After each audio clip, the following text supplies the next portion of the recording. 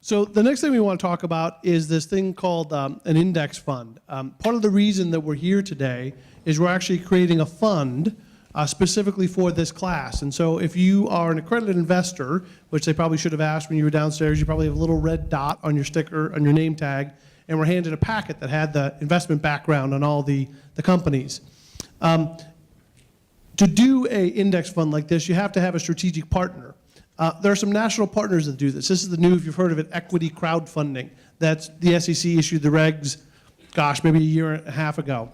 We did one of the first ever in the country successful, what they call 506C, which is the regulation, 506C equity crowd funds last year, and we had to go find a national partner to do that, and we used AngelList.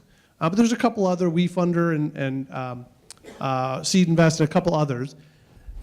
And one of the things we realized, the experience wasn't all that great. And we found out that there was a startup in North Carolina that was trying to do that platform. It's a company called Malartu that's been around for about 6 months, and it's based out of the Triangle.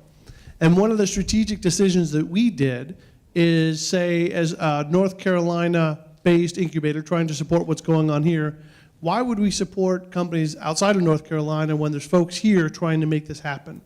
So one of the things that we're announcing today at Demo Day is that we've chosen Malartu as our strategic partner to run our platform for this year's public index fund.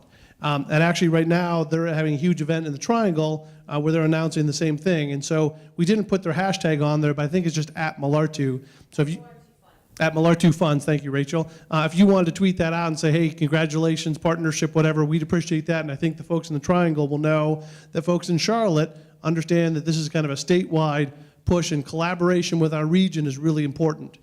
I'll talk a little bit more about the index fund in a second, but we want to announce that really kind of cool partnership and decision on our part to support local entrepreneurs in what they're trying to do, and we think that we can grow this.